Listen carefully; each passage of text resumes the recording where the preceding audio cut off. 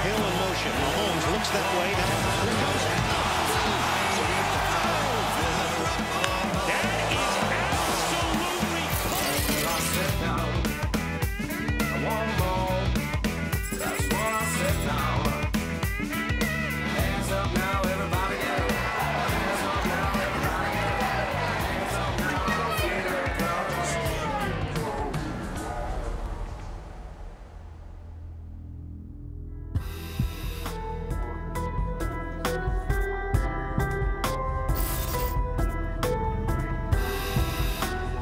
The coronavirus. COVID-19. Coronavirus officially hitting the U.S. The coronavirus on both coasts.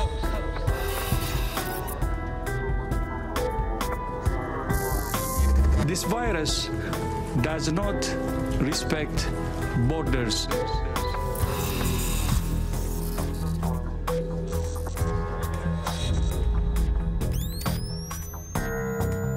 What we've got here is failure to communicate. As the novel coronavirus made landfall in the U.S., an air of extreme uncertainty fell over the nation. Despite spreading in China and Europe for several weeks, the initial information surrounding COVID-19 was mixed. When COVID struck, this was a big new thing. We hadn't seen anything exactly like this, and it was a crisis for all of us. We didn't know what was coming. We didn't know how bad it was going to be. We'd all been trained, of course, in PPE and isolation. We do that every day in the hospital with, different patients, TB and different infections that we isolate patients for. We were used to that, but what we weren't used to was not knowing how bad it was going to get or exactly what these patients were going to look like. It was a new thing. I found 3 weeks in that I felt so unsteady and confused, and I think everybody has.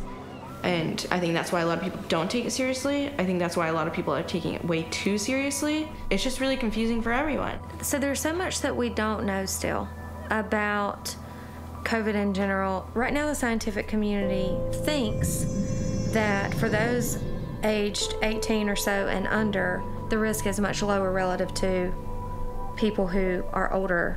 In the spring and summer of 2020, dozens of Georgia residents were interviewed about COVID-19 shutdown policies. Their backgrounds were as diverse as their opinions, but their experience made one thing very clear. This wasn't just a story about Georgia. What happened in your state happened everywhere.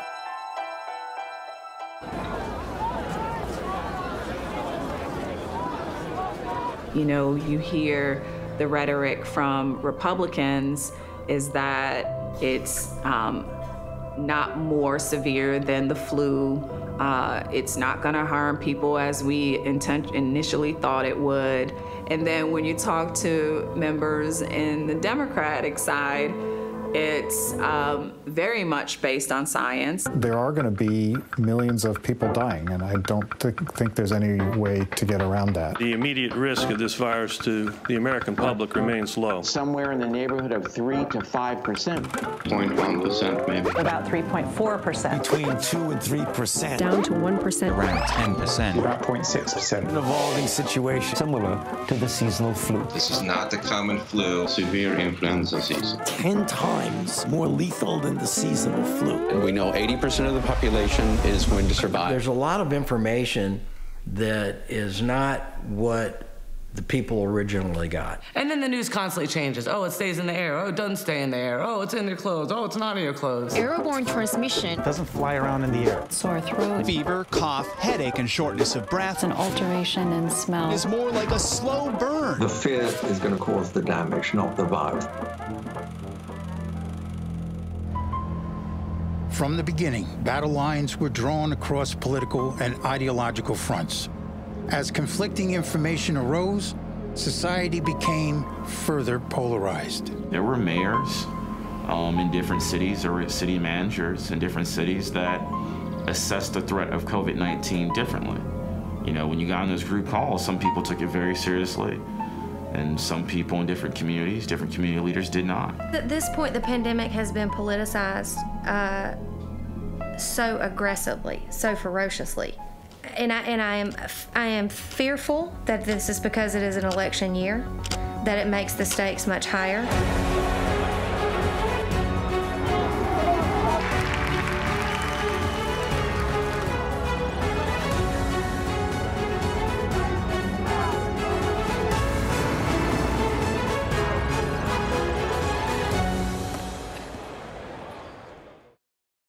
It's become very hyper-partisan.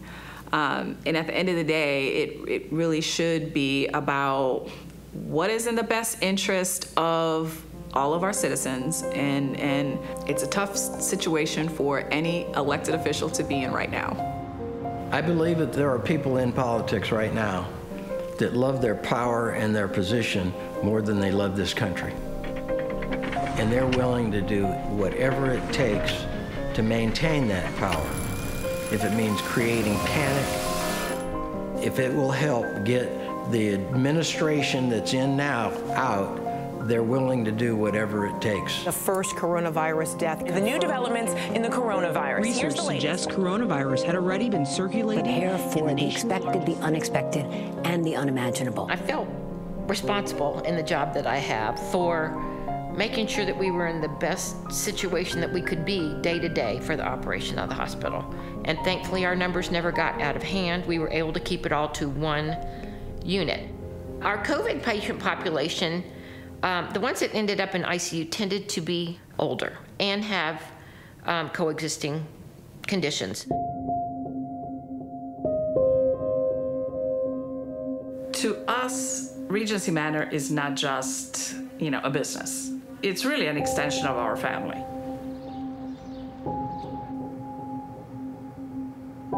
The first month was horrible because we weren't sure if any of us has COVID, so that first 2-3 weeks we would get the residents up in stages. So literally all day, the first month was getting people up, breakfast, lunch, dinner in phases, 2 at a time. So all day long we were eating.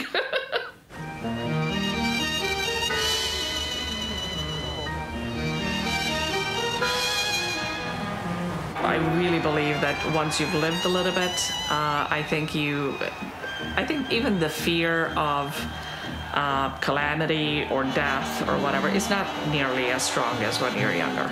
I think most of the residents have done great things in their lives, have traveled, have done a lot of great things, and I don't really think they're necessarily very concerned or afraid of death, or which is kind of a nice thing.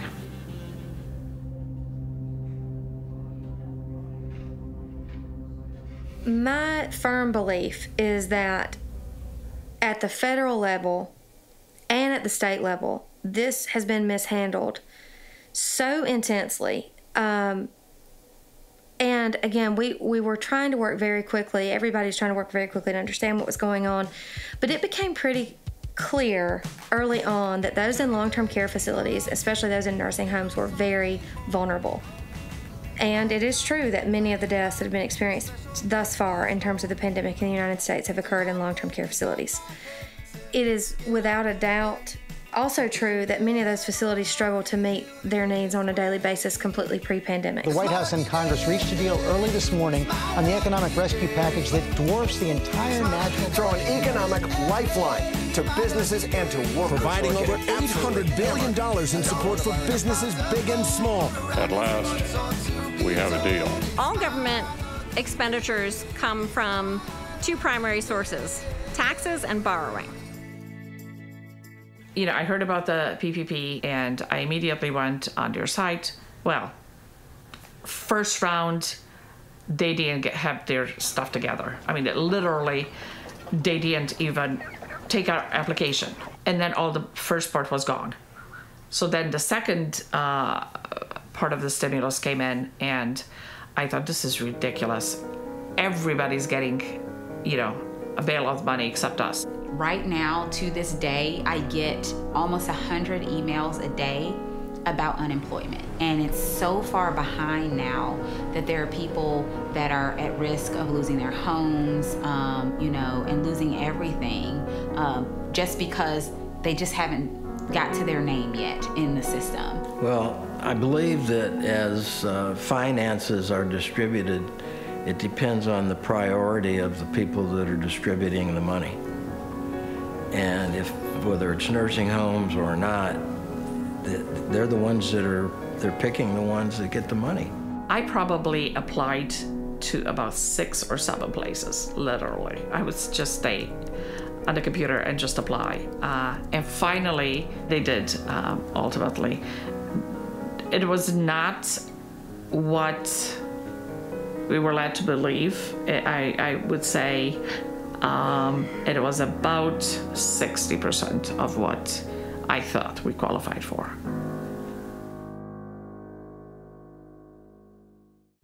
As you adequately put, the problem is choice. As confirmed cases of COVID-19 began to increase, and exactly 1 week after 16 Gwinnett County cities closed all bars and restaurants, Gwinnett County Commission Chairman Charlotte Nash issued a county-wide shelter-in-place order on March 27th. Well, I think the policy itself was sound. I think the county went about it the right way to craft a shelter-in-place order.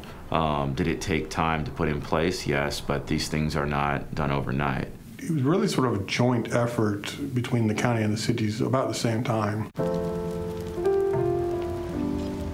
My name is Kurt Yeomans. I am the senior reporter at the Gwinnett Daily Post in Lawrenceville, Georgia.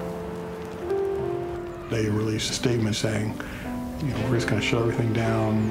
And that was, of course, before the state stepped in with its own order from the governor, which superseded any local ordinances. We came in at 8 o'clock that morning. It was a one-day special session to give the emergency powers to Governor Kemp.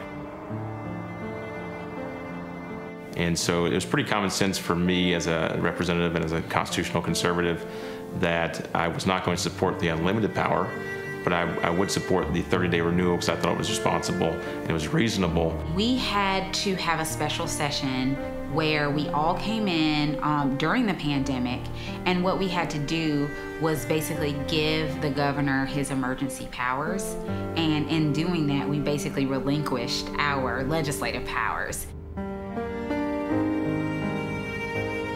It actually turned into a 7-hour almost standoff about how long he should have those emergency powers. So there was one camp that basically said we need to come back in 30 days and decide if we're going to renew, and another camp that said we need to give him the power to renew on his own. It came down to a vote, and everybody that said that they were not going to vote for the unlimited voted for the unlimited except me. I'm not sure why a lot of people voted yes to it. I think it had a lot to do with fear of their seats, fear of their power, fear of retribution from the media maybe, fear of retribution from the leadership. On Thursday, April 2nd, following in the footsteps of city and county governments and state governors elsewhere, Georgia Governor Brian Kemp issued a statewide shelter-in-place order. So we had something unique for Gwinnett County that fit the needs of Gwinnett County. The governor's order, what it did, was superseded all that and really trampled the home rule authority or local control of counties, municipalities all across Georgia. It was never said how many lives they might save or how many cases they might avoid. They just wanted to limit the chances that there would be spread in the community in general. They didn't really want anybody to get the disease. The goal to shut down was to minimize the spread of the coronavirus. Really about healthcare supply. A reaction to the numbers. They're saying it was for health reasons. I would think that any crisis would be just as big as the shutdown decision, and any crisis, whether it is a natural disaster or man-made disaster or a pandemic. I would think that as a leader, you would have to make a very tough decision on whether to continue operating or to shut down, and always making a decision in the best interest of our constituents. This is one of the toughest decisions that anyone could make. And then when you look at it, everybody was involved. There was no Democrats, there was no Republicans, no Libertarians. Everybody came on board and realized we've got to do something.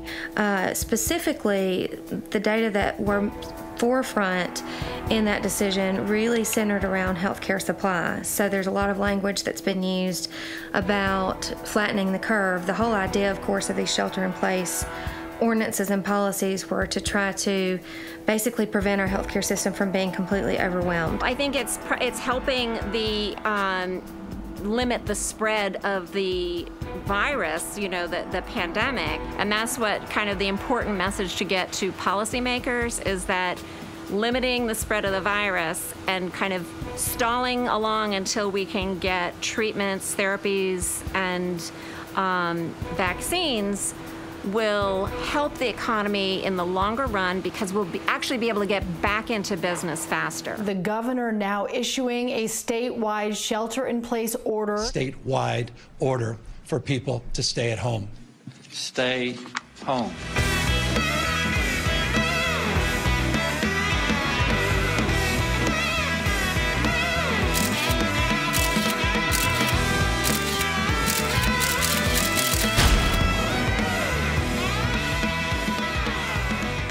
I think people are enjoying being reconnected to their families.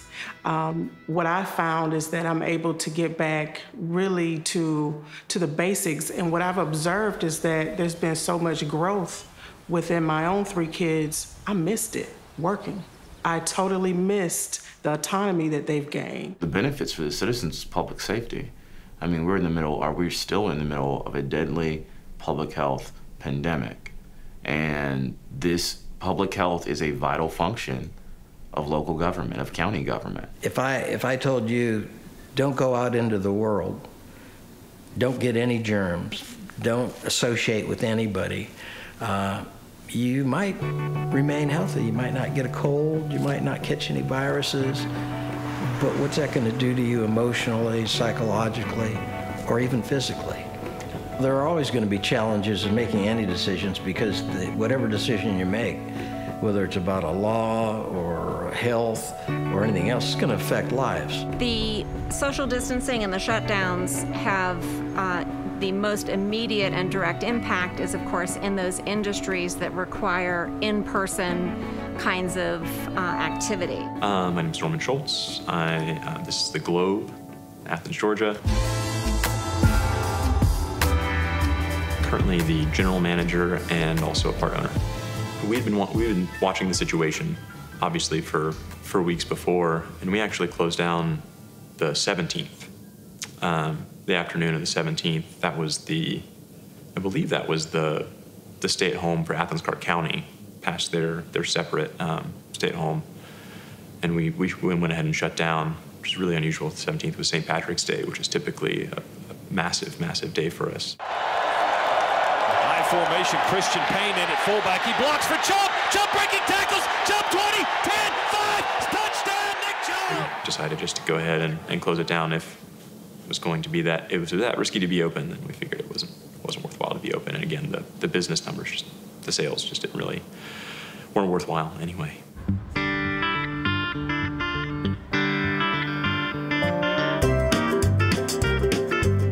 My name's Terry Hanley. I'm the owner of Black Diamond Grill in Cumming, Georgia. We shut down for 6 weeks, so at that point we had to let all our employees go. We've offered all of them jobs again. I think most everybody knew was going to happen just from what the media had expressed and what was going on in the world. I think everybody knew there would be some type of restrictions in every business. My name is Devendra Gautam, and everybody called me Gautam. I own this restaurant for more than 11 years. We decided to close the restaurant March 2020, and since then we open for takeout only, which is in the evening, and we stop lunch buffet and the dinner dine-in also.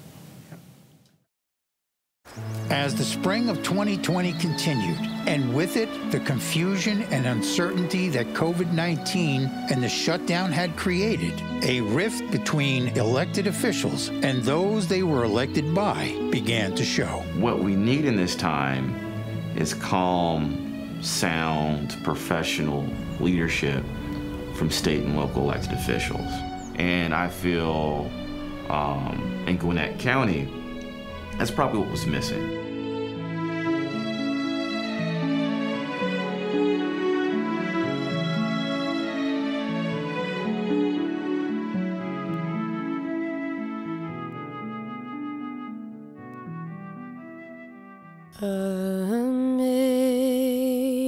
Amazing grace, how sweet the sound that saved a wretch like me.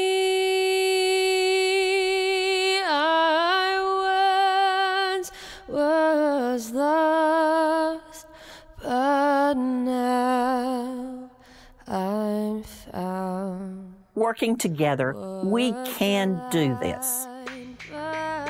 No, I don't think it's appropriate. And if they're withholding information, that doesn't seem very transparent to me. Again, I'm open for transparency. In my campaign, I believe that you should open up, talk to everybody. No, I don't think that the government should withhold information from the public. I think that there needs to be transparency. I wasn't given any information that the public didn't have. There were no hearings on the shutdown. Public in the county level, not really. It was just a joint announcement from the cities. I personally believe that the responsibility of emergency management is, that's the responsibility of the public sector.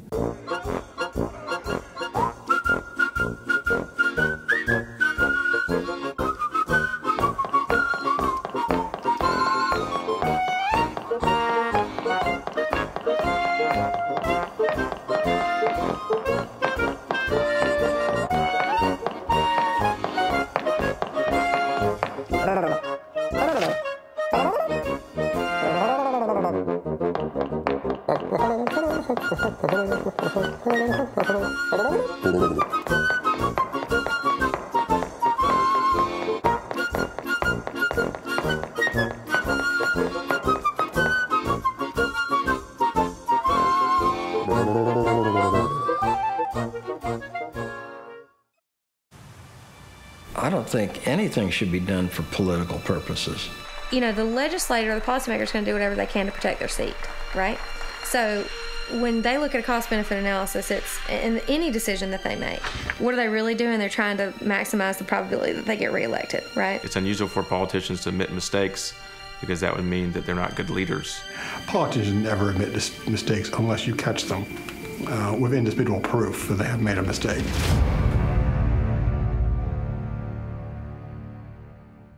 Here's a number. Every 1% unemployment goes up, 40,000 people die. Did you know that? No. Did you know that? No, I didn't know that.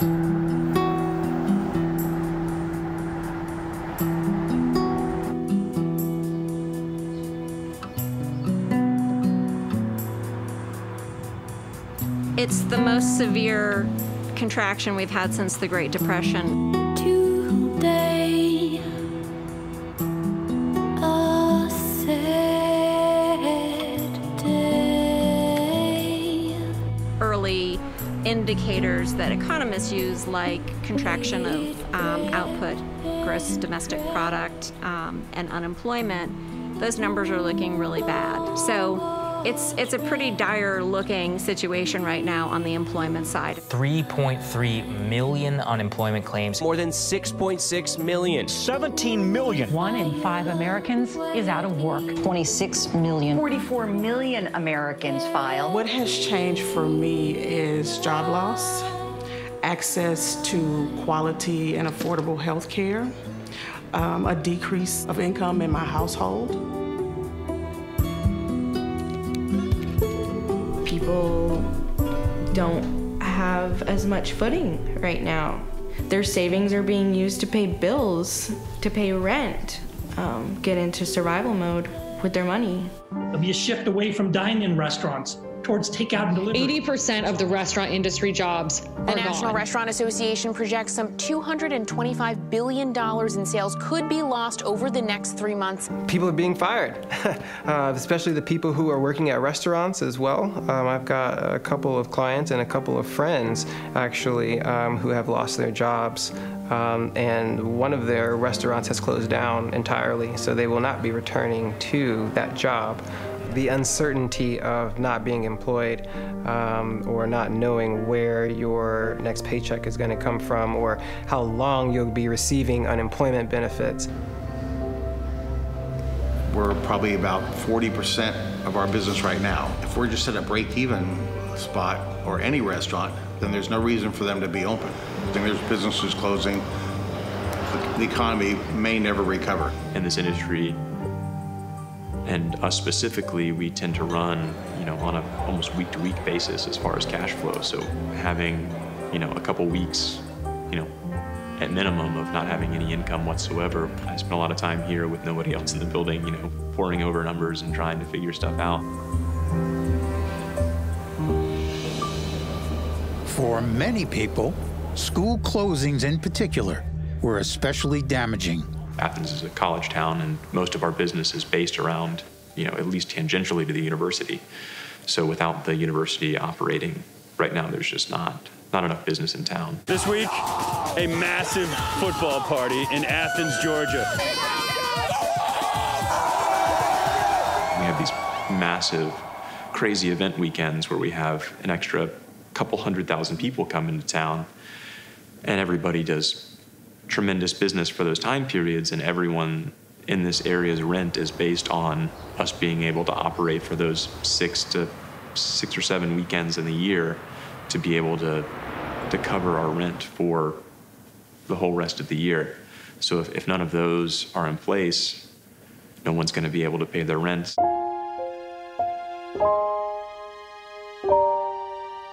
Digital learning and being cooped up has been a nightmare. Half the parents did the digital learning for their children just to get over it. I know I've talked to my son's friends, so the students aren't learning. So either they're struggling and guessing or online with their other friends trying to get the answers, or their parents are doing it for them. With schools closed, many parents struggled to balance their financial livelihood with their newfound responsibility as teacher and babysitter. If we don't bring our guests in, we don't make money. I'm gonna have to go for it. I have 2 kids at home. I gotta take care of them, feed them, and get through this. I'm concerned about parents feeling concerned about not being able to provide their kids basic needs because they can't go to work, because they have to be at home to take care of their kids. I'm concerned about their emotional needs as well. A lot of my kiddos, when they go to school, for some of them, that's the only meal that they get. So many will not be able to return to work because many of them have small school-age kids that require supervision. So they can't afford daycare. They can't afford to have an independent babysitter to come in. So they are responsible for providing that care. So that's going to impact them financially. Parents like myself who have children with special needs are extremely overwhelmed.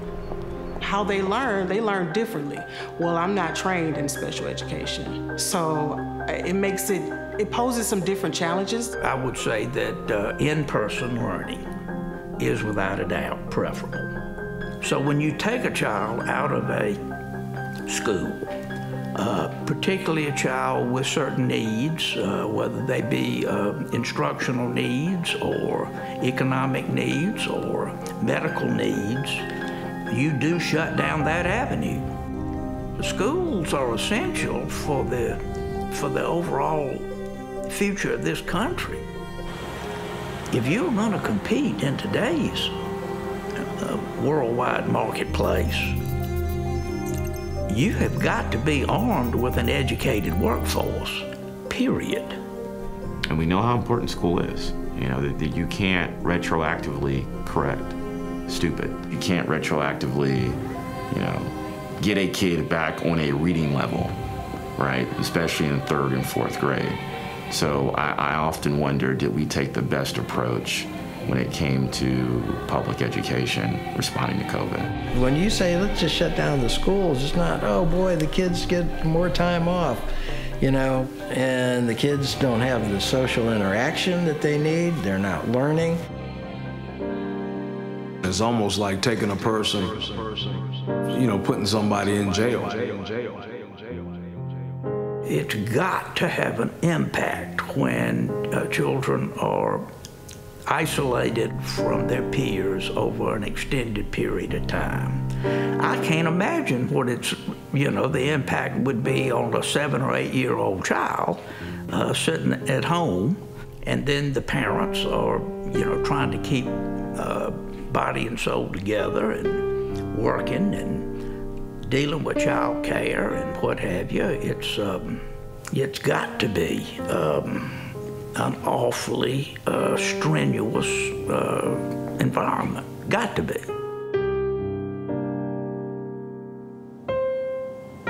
When you think about things that are stressful in people's lives, it's the unknown and the unpredictable and things that don't have a timeline.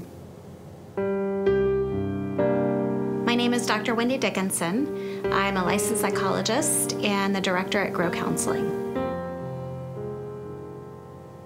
We've had a collective traumatic experience, and that doesn't just go away. Most people at some point in their life will have suicidal thoughts. It's a pretty normal experience, even though we don't talk about it a whole lot. So a lot of times that can come from an ongoing mental health issue like depression or anxiety.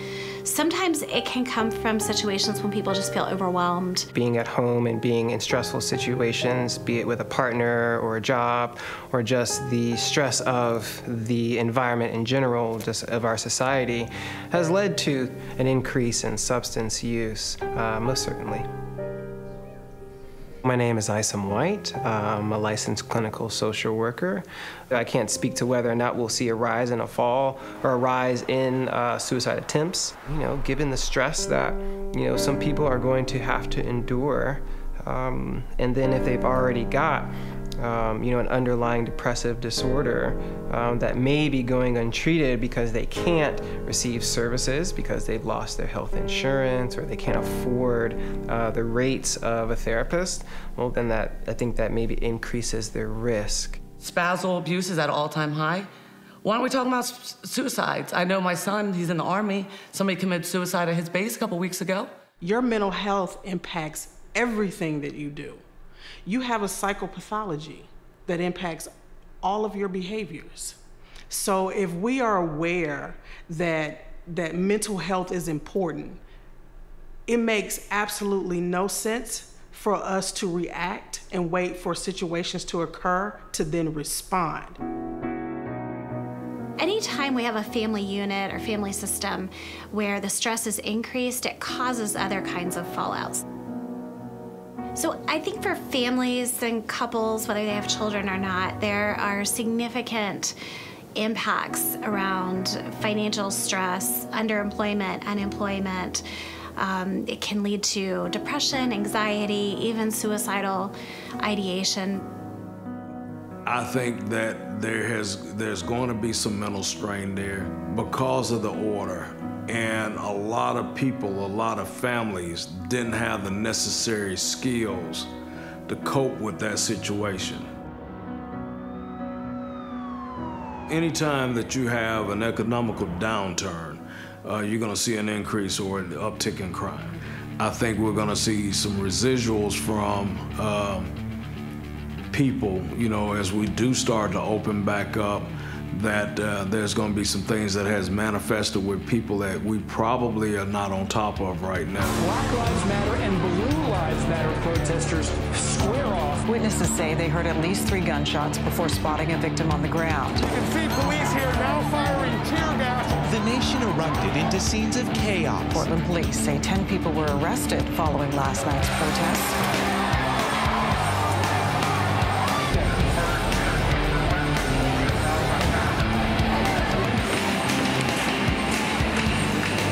Another huge turnout for the second day. Thousands of protesters out in force.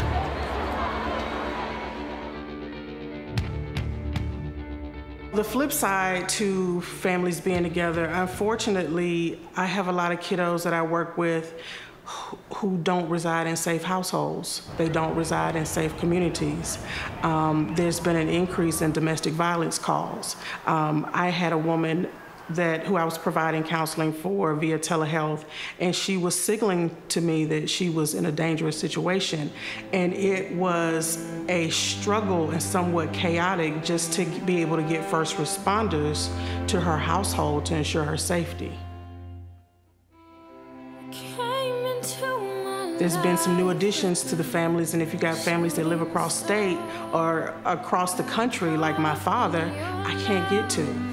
So that's emotionally hard for us as a family. And when you couple that with health problems, so my father's elderly and he has health problems, I'm his primary caregiver, it is a struggle getting him to doctor's appointments. It is a struggle contacting and making those arrangements for him. If you don't go to the doctor because you're afraid, or because the doctor's office is closed, or you don't get your treatment, you don't go to your dialysis, you don't do it, you're increasing the chances of either getting sicker or dying.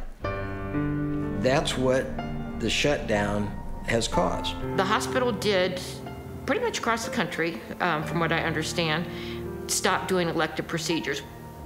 Particularly people with stroke symptoms and chest pain not coming in. We did see some people that had chest pain and should have come in immediately and waited, and there was nationally a rise in strokes and heart attacks. I got a call from a friend whose husband had fallen, passed out, filleted his face open, and she was afraid to bring him to the emergency room, and he obviously needed to come. So when it comes to the issue of elective surgeries and the fact that many hospitals discontinued elective surgeries, and the word elective here is a little bit misleading because it doesn't mean that the surgery was actually not important or couldn't save a life. I'm sure that there were lives lost over that. We don't have the data. Those data are being made available in real time. But what I can tell you is that you have to consider where the locus of authority is in the decisions around preventing elective surgeries. And those decisions are typically made by the healthcare systems themselves. My understanding was it was just internally from the hospitals themselves wanting to get ahead. Those instructions have come from the association, the American Pediatric Association or the American Dental Association. When the governor passed his shelter-in-place order, it prevented certain healthcare professionals from doing certain work. I don't know where the directive to stop the elective surgeries came from. A growing disconnect in overall experience began to manifest. As the difference in people's individual environments were exposed, so too was the overall cost they had and would continue to pay. What I've been able to do is have conversations with people who seem disconnected, and what I've noticed is that the only thing about their lives that changed was being able to visit family and friends. They were able to pay their bills on time. They were still able to feed their families. They didn't lose access to quality, affordable health care. In a written statement, Gwinnett County Commission Chairman Charlotte Nash thanked businesses and residents for their temporary sacrifices. I think citizens were making temporary sacrifices with handling their day-to-day, activities.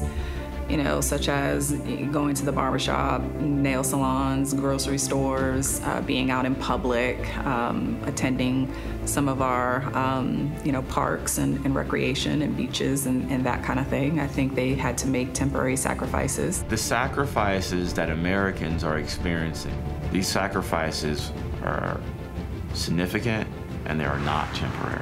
I think any elected leader needs to take this seriously, and I think the residents and the voters will respect you more for taking it seriously. It's not temporary. When you lose your job, when you commit suicide, the suicide rate went up, the divorce rate ran up, the alcoholism rate went up. Those are not temporary situations.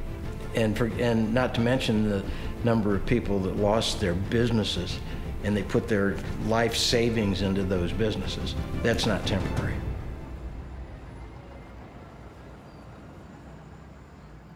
Almost finished with the potential disasters, where scenario is either quicksand, spontaneous combustion,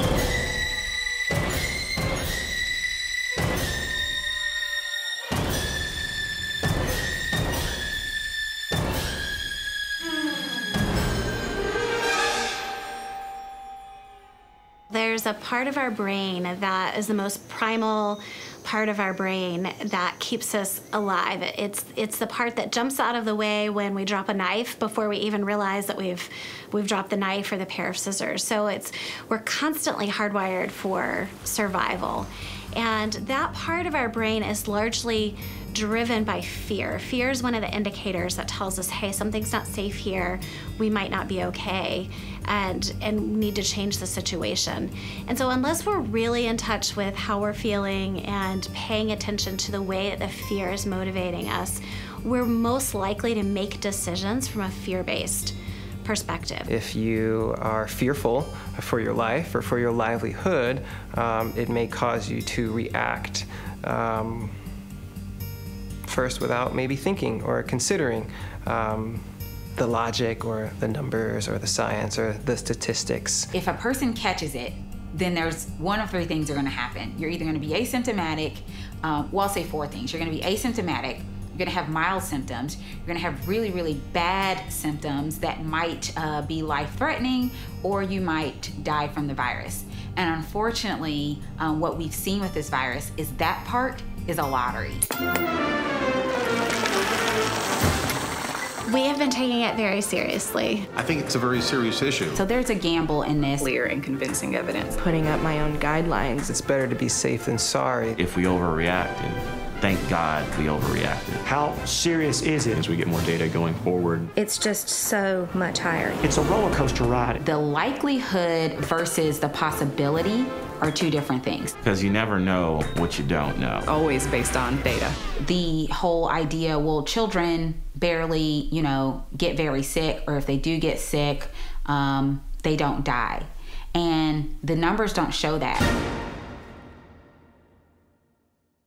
I absolutely believe that the media, local, national, is pandering to a certain group of people, and it's amazing how many of the people that run these different news organizations are related through marriage or business or some other way to the politicians that want to see the present president and others out. It's just amazing to see that, and to publish information to cause panic, disruption, and disrupt people's lives the way that they have. I think it's criminal. Fear, I think it's fear-driven and emotional. And I didn't know Americans were so scared. And I'm like, wow, it's just really, the percentage is it's just so low. I'm sure there's people that legitimately died. I'm not saying that. And I'm not discrediting the life of the people that love them, okay? But people die every day. And now you crush our economy. It's not about money. It's not that I don't care. You crush families. People are gonna be homeless because of this. People are gonna lose their homes. People are gonna be on the streets. You're putting women, men, and children on the streets. They played off our fear and people's emotion. The fear is, oh my God, you're gonna die, you're gonna die, you're gonna die. And the emotion is, if you don't stay home and stay safe, you don't care about other people. Many began to see the media as a chief contributor to the country's divisiveness. I mean, even locally, we get people who they just don't like us reporting the numbers because they think we're overplaying it. They believe we're blowing out of proportion. I mean, that's essentially it. The liberal media wants to shut everything down in their collusion with the Democrats and blow us out of proportion. Deaths are rising in at least 17 states. One day this week, there was a death nearly every minute. The worsening coronavirus outbreak. Here are the very latest details this morning. In the nation's 3 most populous states, things are going from bad to worse. That's exactly what they did, and we fell right in line. And I've expected more from, I thought more people, maybe people aren't such free thinkers. Maybe people are so in tune to what they're told.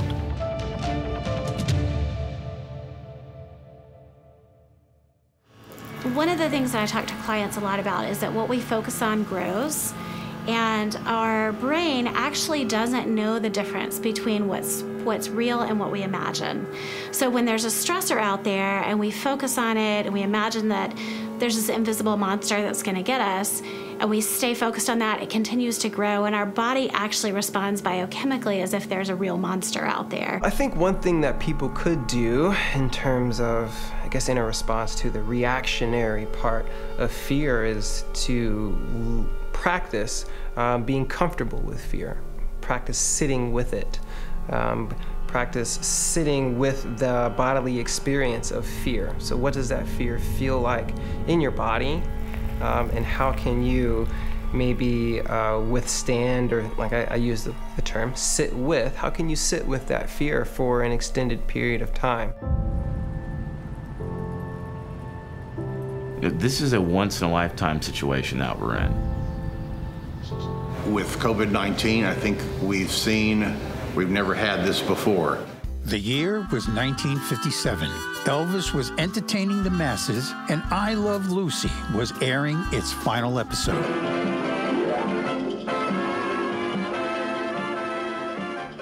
New advances in science and technology were capturing the attention of Americans everywhere. And while local industries boomed, something else was happening. A new strain of the influenza virus was killing 116,000 Americans. Like COVID-19, it was especially dangerous to the elderly population. But in a frightening twist, the virus could be fatal to pregnant women as well. The U.S. population was half its current size, and life expectancy was nearly 10 years less. However, without a 24-hour news cycle, hungry for eyeballs, hardly anyone noticed, and next to nothing was shut down. Other than a renewed commitment to basic hygiene, American life went on as usual.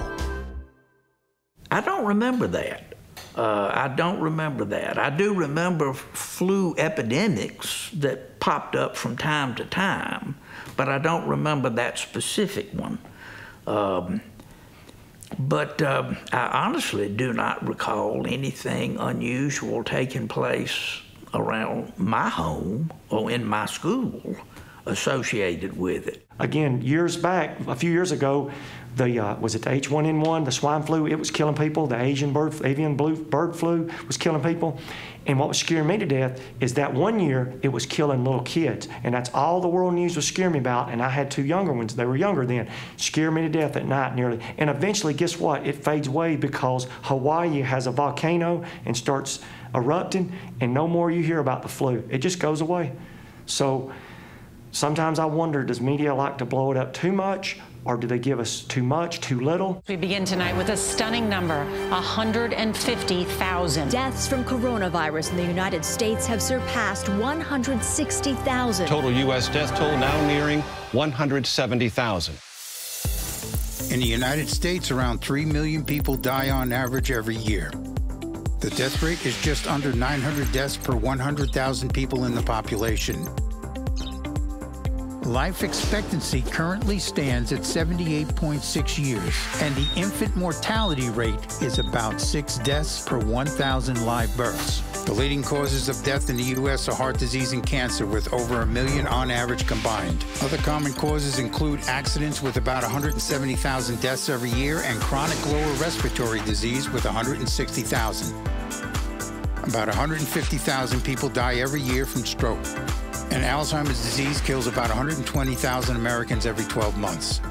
Over 80,000 people perish yearly from diabetes. And the flu and pneumonia send almost 60,000 people to their ultimate demise over the course of 52 weeks. And finally, suicide results in under 50,000 fatalities annually. The numbers aren't even close to correct. I have yet to meet one person, and I talk a lot to a lot of people. I ask every single person, do they personally know somebody that's died of COVID-19? And nobody can say yes. Adding to an already full load of problems, many people also began to grow suspicious of reported cases and deaths. My mechanic, his name is Sal, his aunt just died of some type of terminal cancer. They put her down for COVID-19, didn't test her for COVID-19. It's interesting. I've had a few people pass away, not because of COVID, but they've been marked as COVID deaths. I don't know anyone personally who's had it. I know people who had some symptoms, and we've kind of assumed that's probably what it was. A friend of mine, he was, I believe, in his 60s. He had a heart attack. He was very healthy. He was making a veggie smoothie for him and his wife and his paraplegic son, and he had a heart attack. And they tested him and his wife, his body. They tested his body, and he was positive, and so was she. They took another test and they were negative, but they listed him as a COVID death, and therefore the funeral, she couldn't be touched, she couldn't receive hugs, she had a mask on, everybody was uncomfortable, and they have discontinued her food train. She's not receiving any dinners. It's just really, I'm actually getting emotional. I haven't cried about this yet, but it's just frustrating.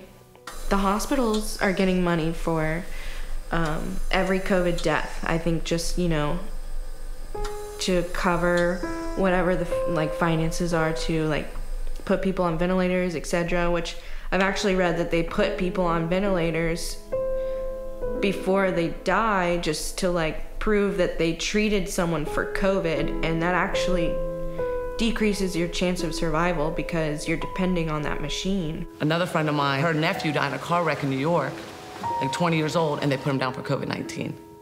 Everyone knows FEMA's giving the hospital, $2,500, $3,500 for every case they say is COVID-19. So I have a friend in Arizona who's, my sister was talking to the other day, and she said that her friend's husband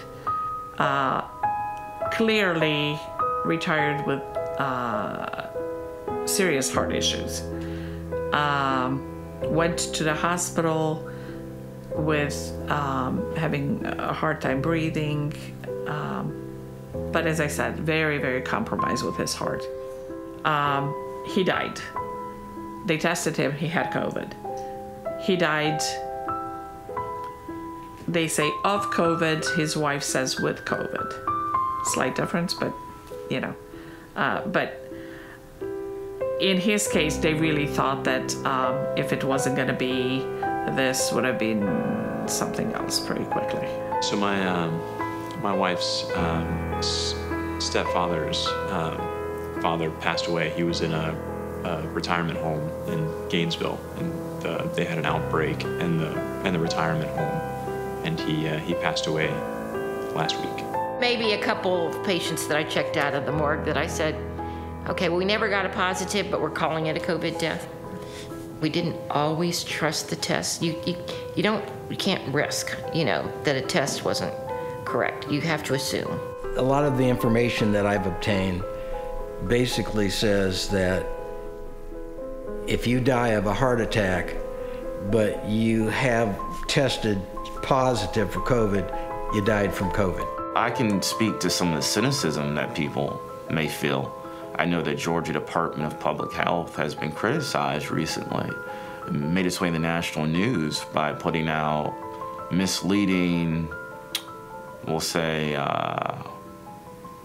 maybe just outright say blanket false graphs or information coming from state government. What the reasoning is, I'm not sure. Some say it's financial, some say it's political. I don't know what the reasoning is, but I know that a lot of deaths have been attributed to COVID that weren't COVID. If you ever can make yourself appear the hero, and there are some financial benefits to that, I think that's a good incentive for people. I don't have any personal or professional experience, but I have had conversations with other colleagues, medical and clinical colleagues. And COVID was listed as the cause of death, but they felt like there was something else that this person passed away from. So we've had conversations about why that may have happened, and it has a lot to do with money. Toto, I have a feeling we're not in Kansas anymore.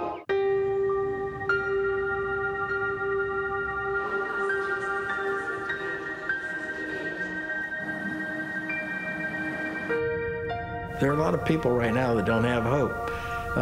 They don't have jobs. They live in areas that are deteriorating. I think it really changes our expectations of how stable life is going to be. We as a people are resilient. When we go through adversity, we become stronger. Anytime we've had a challenge, it's never been easy, right? Whether it was World War II, whether it was recovering from 9/11, whether it was recovering from the Great Recession.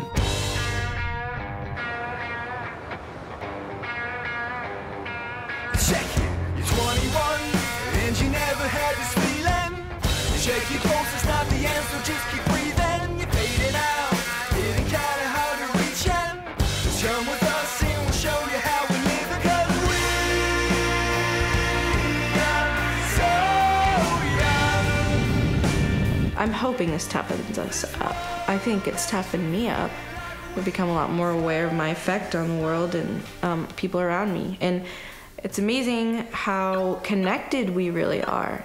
And I hope that, you know, a lot of people my age, I hope their eyes are being peeled financially. There was a message for our generation, millennial, Gen X, whatever you want to call it, that if you do the right thing, you finish high school, you go to college, you get a good job, and you'll be stable. Some of us got there, and some of us didn't. Yeah, it makes the future uncertain. You know, some of the clients that I know and that I have that we're similar in age, they're really struggling right now. They don't have careers, and if they did have a career, some of them have been put on pause. When we go into something expecting for life to go our way and things to be predictable and stable and calm and an outcome that's congruent with whatever work we put into it, that's a really different expectation than somebody who's lived through trauma or stress. I think one of the positive things that we learn from it is a sense of resilience about who we are. So we adopt this idea that we are strong enough to overcome things, or we're creative enough to problem solve, or we can rally together with a support system and figure out a way to navigate something together. You can't quit living, You just can't give up on life. You've got to keep pressing forward, moving forward, and make the best that you can.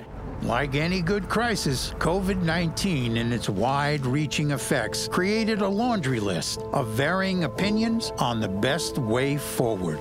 We have a lot of people who have nothing, including health insurance. They're in poor health. There is little to no prospect of upward mobility.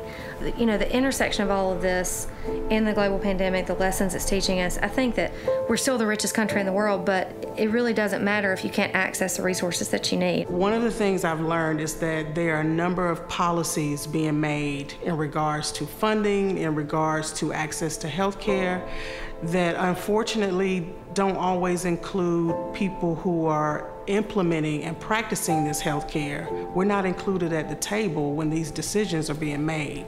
So that can cause like a negative impact, specifically people who are on the lower income bracket. I don't think that they realized the personal costs, the individual costs of the shutdown, and the costs of lives that it took, costs of businesses. But I think this will be a unique time to look back on. Where there were shortcomings, where there were ways we probably could address situations better, we need to take that and weave that into public policy and SOPs across the country. I'm hoping public health experts, public policy will be shaped for the better after this pandemic. Thank God here in Georgia, none of us were required or forced to take people, residents with COVID. But I'm thinking in New York City, for example, where they were required to take, knowing that the resident had COVID, and to take them back into the population, that is just terrible. That is just unbelievable. Among the biggest unknowns is the future of the restaurant and service industries. As one of the largest employers of people worldwide, its prospects will influence millions of lives in the near and long term. It's hard to say right now how it goes. I mean, if it is short time, it's okay. If, month or 2 months, if it is long time, then, I definitely be concerned about this. I want to thank everyone that supported the Globe in general. So the GoFundMe especially, we've had such an amazing outpouring of support. It means a lot to be well-loved and respected and taken care of in our community. I just want to say thanks to all the customers. If we have another pandemic in the fall, I'm sure we're going to be closed. We can't spend money that we don't have. If you're only doing 20% of your business, there's no reason to be open.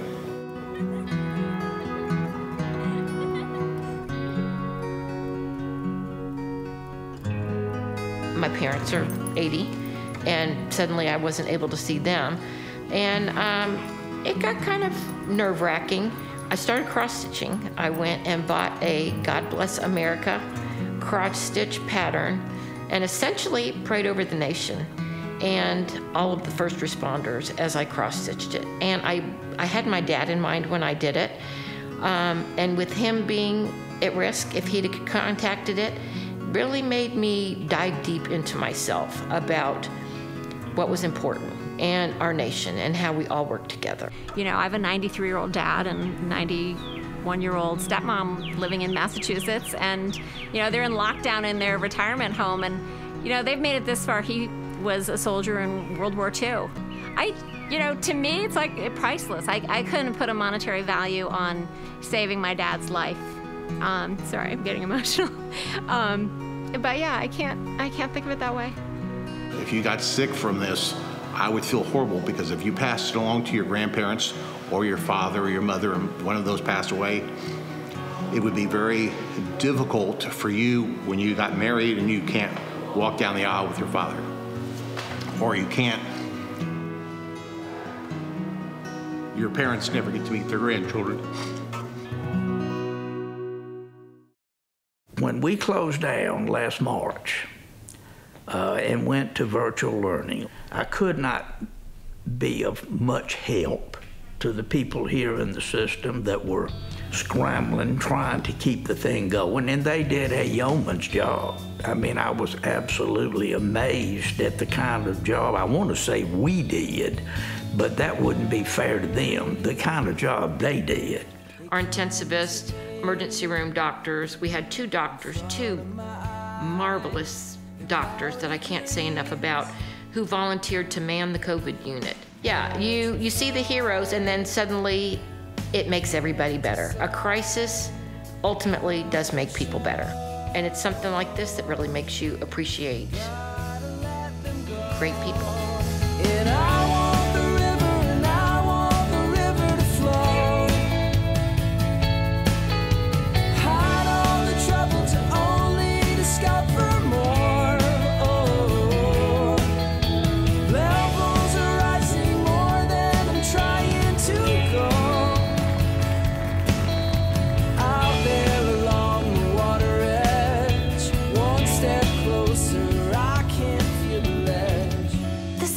one-size-fits-all scenario, right? So I think everybody has been impacted in some way by the shutdown, by the quarantine, by COVID-19. How do you get caught off guard by nature? I don't know how we keep getting caught off guard by certain things. This isn't the first pandemic that's happened.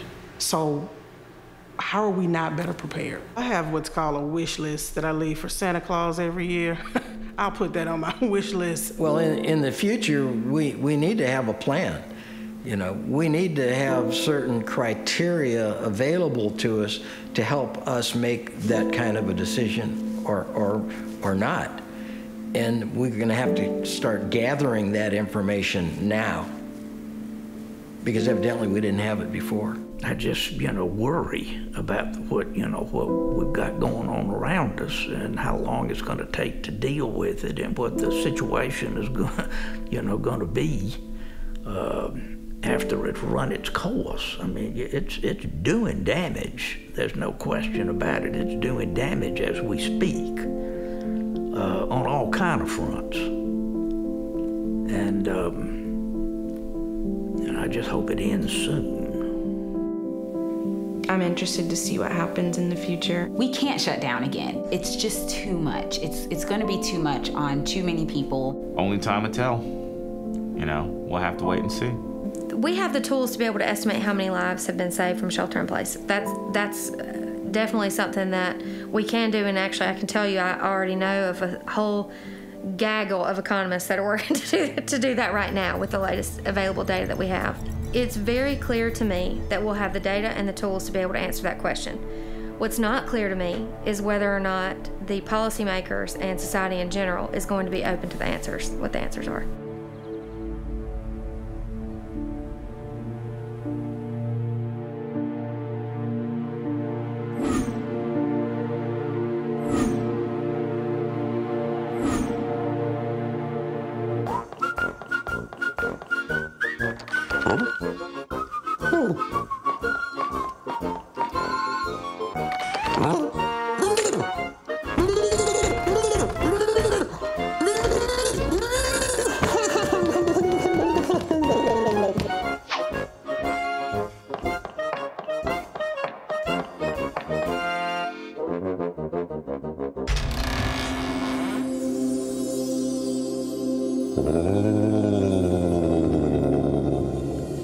Not shutting down, we would have seen even more deaths than we are seeing right now. Could you point us to a report that would support that?